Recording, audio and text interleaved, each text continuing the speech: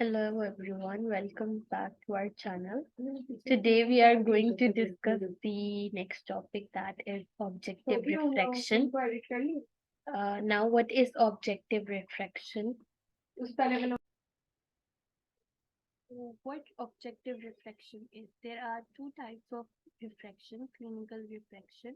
One is subjective and other is objective refraction. Now what is objective refraction? The refractive error of patient is determined without the contribution of the patient. It does not need or requires the active participation of the patient, right? The patient is not involved. It is involved in the sense that you have to bring the patient, make him comfortable, and have to say him that sit in a comfortable position, etc. But in the sense that we don't need the active participation of the patient, we don't need its active response to the things like we have in the subjective refraction. It is used to determine the initial spherical element of the refraction. So this is used to help that if a patient is having any refractive error. I already told you in subjective refraction that after taking the history of the patient, do um, you have to ask do the objective refraction, that is the autoref. You do the autoref. So it is the initial spherical element of the refraction. So what does this mean? That the first step of refraction is doing the autoref. You can say that it can be that before we taking the VL activity by the Snellen chart, you can just check the from the autoref that patient's spherical number is this. So from the this number, or from plus side or either from the minus side, you have to start the refraction in the hit and trial method, as I told you in the subjective refraction.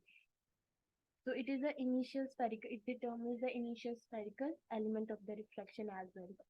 There are two types. Okay, before this, there are two types of objective refraction methods. One, you can do the autoref. One is autoref, and the other one is retinoscopy, right? So autoref and autorefractometer, refractor, or the second one is the retinos. So here retinoscopy is a second method. And the most appropriate method for the objective refraction is retinoscopy. Okay, it is essential for, or it can be also the identity indications for the patients, right? You can use it for young children who can't speak properly, who can't explain their problems accurately. Mental disability, people with the mental disorders cannot tell you or actually explain that can they see properly like we used to do in the hit and trial method or subjective refraction. They are not able to tell. So we can do objective refraction, because in this case, in these all cases, we don't need the active participation of the patient, so we can easily just check the refractive status of the patient. Language difficulty, if there is someone who can speak Urdu but can't speak English, and there can be any other language barrier, or someone is from another culture, have another language, and he can't understand yours. So those people are unable to explain what you are saying, and you are asking or something, what they are telling you, you can't get that. So you can also use for them. And someone who is deaf, who can't hear, or someone who is mute, who can't speak, right? So for these type of patient, you can use. Now there are two methods for the objective refraction. One is autorefractometer, second is retinoscopy. These two are most widely used, right? So the photorefraction, it is not mostly used, but these two are the most appropriate ones. Autorefractor, this is the instrument or apparatus which is used to check the refractive status of the patient. So it is also known as automatic refractor. It is a controlled computer device. Everything is over here computerized, and you just need to align the cornea of the patient, and with the this is on the screen, right? And just click the button, or it's automated, so it can just automatically adjust and tell you the what it can tell. It can tell you spherical number, it can tell you cylindrical number, it can tell you the axis, it can also tell you the IPD, interpupillary distance of the patient, right? And it can also tell you that which type of refractive error patient has, right? So a type of refractive error can also be described or explained over here. So, this can be the the results from the autorefractometer, and if it is an autorefractometer, then it can also give you the K readings. Now, what is it for used? It is used in examination of an eye. You want to know that what is the refractive status of an eye, what is the interpupillary distance, cylindrical, spherical, and you want to know the axis. It checks how the eye processes the light. So it just measures that how the light rays are focusing or are getting into the eye and focusing on the retina, or how what is the phenomena of the light rays over here, or the property of the light rays. It measures the refractive error of eye instantly. So it measures the refractive error. The patient has this number, this spherical power, this cylindrical or axis in just seconds, or as you all know that subjective refraction takes time, so it does not take much time. It automatically determines the classes and prescription. It also describes or determines the spherical, as we already discussed. It can tell you spherical number, it can tell you cylindrical number, it can tell you axis of the patient's eye. So it can determine the prescription in just nanoseconds. Based on two principles, there are two principles of the autorefractometer refractor. It is one is Shiner principle, another one is Optometer principle. So firstly, we'll just discuss what is the Shiner principle. Shiner principle was introduced by Shiner in 1619. Its determination of refractive error by using double pinhole aperture. So what the double pinhole aperture is, this Shiner's disc. This Shiner disc is the double pinhole aperture. As you can see, there are two holes, right? And we have already discussed what is pinhole. It has a hole inside it. So double aperture means there are two pinholes, right? Now placed in front of the patient's eye. Basically, it is inside the autorefractometer, and it is based on that principle that if it is an autorefractometer, there is a double aperture pinhole and disc. So it is placed in front of the eye. Today, most of the autorefractometers use this principle. It's the most common principle used, and the optometer principle is very important. It is also used most widely, which is used is optometer principle, not this one. So what happens over here? The myopic eye will see image view through the double hole as crossed. Now what happens? Light passes from this hole, light passes from this hole.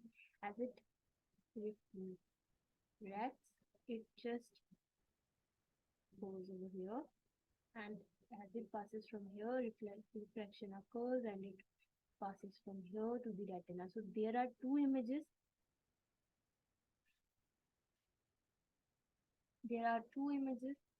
Right? And these are the crossed ones because they are crossed in front of the retina. This is in front of the retina. So that is why it will be as double hole as crossed. This one will be appear as crossed one. Next, the hypermetropic eye will see the image viewed as double hole as the uncrossed, because in hypermetropia, eye's power is not good. The light rays focuses behind the retina. So if it's the retina, the light rays will be focusing over here in the hypermetropia scene. So there, that is why you will see the uncrossed image over here. Next is the optometer principle. In optometer principle, Porterfield introduced the term optometer for the very first time. It uses a convex lens. Now, why it uses a convex lens to relax the active participation of active role of the accommodation. It is why, because in the Shiner principle, there was no convex lens and an active accommodation role was over there, right? So by using the convex lens, the active accommodation of the eye will be relaxed and patient accommodation power or accommodative power will be reduced over there. So we can actually check that how much eye power or refractive error is induced in the eye actually. Converging lens is placed at focal length of the eye. So it's eye at the focal length. This converging lens, your convex lens is placed so that accommodation role may be minimum. Movable target is viewed through the lens. So there is a movable target that moves, and this principle is used to fit the patient for the correct glasses. So it is most widely used today, and it is the accurate one because the role of accommodation is reduced over here. So what happens actually that the focal point it's f1, it's f2, we just have to adjust the images. If there's a refractive error in patient, their images will be formed in front, behind. So we just have to adjust the joystick to move either inward in case of depends upon the refractive errors. We'll discuss this in the next video. So we'll just separately, then we will all explain what happens over here actually. Now, second step of objective refraction is retinoscopy. This is a retinoscope. The instrument used is retinoscope, while the procedure, the technique is the retinoscopy. The technique used to measure the refractive error by an instrument, that is retinoscope. Principle, retinoscopy works on the principle of neutralization. We actually neutralize the patient's refractive error, or it is also the Foucault's principle. It is also based on the Foucault's principle, where you just have to bring the far point of the patient to the nodal point of the examiner. It based on the fact that when light rays is reflected from the mirror into an eye, the direction in which the light travels across the pupil will depend upon the refractive status of the eye. So what happens over here, that the light rays, how the light ray travels through the pupil. It is the pupil, and how the light ray, or what we say to the shadow or the streak moves. If this is the streak, this is the reflex, and this one is the streak. So they are saying that the refractive error or the refractive status of the eye depends on the direction in which this reflex will move. Either if it will move over here, it will depend on what type of refractive error it is over here, and it will depend on the type of refractive error. For example, अगर तो हमारे पास ये streak जो है right जा रही है और रिफ्लेक्स भी इधर ही आ रहा है सेम डायरेक्शन में, तो हम उस मोशन को क्या कहेंगे? अगर तो रिफ्लेक्स जो है इस साइड पे जा रहा है और स्ट्रीक इस साइड पे जा रही है, अगर स्ट्रीक इधर जा रही है और रिफ्लेक्स ऑपोजिट साइड पे जा रहा है, तो उसको हम क्या कहेंगे?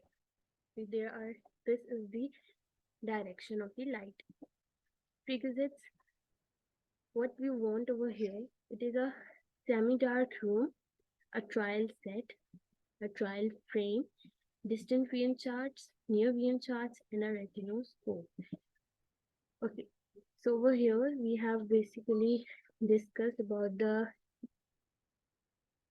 working distance at which retinoscope have to be placed. The most commonly used working distance is 66 centimeter, and it is also known as the arm length, right? So it depends on the arm length. So if patients, you can just find how much length is like b equals to power of the length equals to the 1 over f. 1 over f. By using this formula, this working distance is basically f, at which you are performing the retinoscope, and this is the lens used according to that working distance. Okay, so working distance of 66 centimeter is more convenient and preferred in the practice. Basically, it depends actually on the arm length. Any person examiner has arm length, can have an arm length of 1 meter, can have an arm length of 66 centimeter, 50 centimeter, 33 centimeter. Just we have to use this formula and can find the lens used in the retinal point, the starting point. So what happens over here, it contains the 3 stages: illumination stage, reflex stage, and a projection stage. In the illumination stage, what is it? When the light or the streak of the retinol is uh, is thrown into the patient's pupil. Reflex stage is when the patient examiner sees the reflex or light over the pupil. Why that reflex occurs? When the light rays passes, right? This light ray is passing through the pupil. When it is thrown, it is the illumination stage. You are illuminating the back of the retina via pupil. So these rays are focusing over here after passing through the pupil. Now this light will strike back. So after this striking back, it goes into the examiner. So that is why this, due to this reflection, that pupil is illuminated and it glows up and we see a reflex. Projection stage is when we actually determine what is the status of the eye or how we project or how we see the reflex. It is the projection stage. So there are 2 types of reflexes. Basically, there are 3 types of reflexes. We will discuss it. So 2 types of reflexes normally. So it is, one is with movement, neutralized with the plus lens. Always it is neutralized with the plus lens. Any patient who will come with the with movement. What does with movement means? This is the pupil.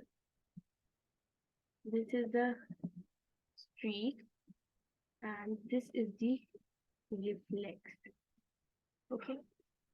If we move the streak in this direction, the reflex moves in this direction. This is the with movement. Okay. So if the patient is still, you are just moving streak in this direction, the reflex is also moving in this direction. Or you are, let's just,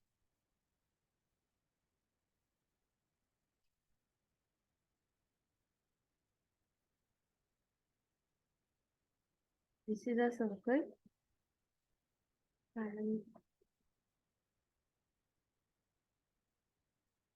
this is a streak and this is the reflex. Now if the streak is moving over here, the reflex also moves over here. So this is the with movement and it is always corrected with the plus lens. Any patient whose reflex is moving in the same direction as the streak, then you are just going to correct it with the plus lens. Now, what are the protocols? We'll discuss it later. It is just an interview or introduction. Sorry, it's an introduction and overview of the objective refraction. So we'll just not get into it deeply. Another movement is against movement. It is neutralized with the minus lens. So any person whose pupil will be like that. This is a streak. These are reflex. The streaks move here and the reflex moves over here. So it is the gaze movement. This is the pupil. This is the streak. This is the reflex. If the streaks move here, the reflex will move here. So it is the against movement that will be corrected with the minus line. There are further cases, so we'll discuss it later in the video. So you can see over here, the streak is moving over here, the reflex is moving in the opposite direction. The streak is moving in this direction, so the reflex is also moving in this same direction. And it is a third case in which there is no movement. If you have not placed any kind of lens and still patient's pupil is illuminated, it means that it has a myopia, right? So it's patient with such myopia, patient have the refractive error of which will be of in the neutral case. When you have not given patient any kind of lens, you are just checking the reflex and patient's whole pupil is there is no movement, whole pupil is illuminated. It means that patient refractive error is over here. The patient's refractive error is increased. There is a huge refractive error, that is myopia maybe. So it can be also that there is a refractive error. Okay, so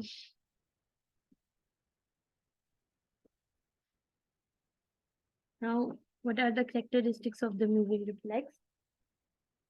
So width of the reflex depends narrow in high degree of metropia. If there is an with movement, if the reflex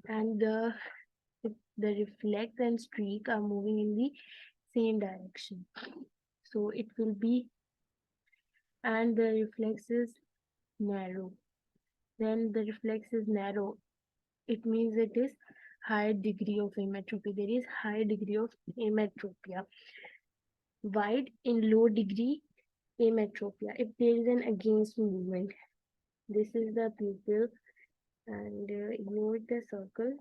Just want to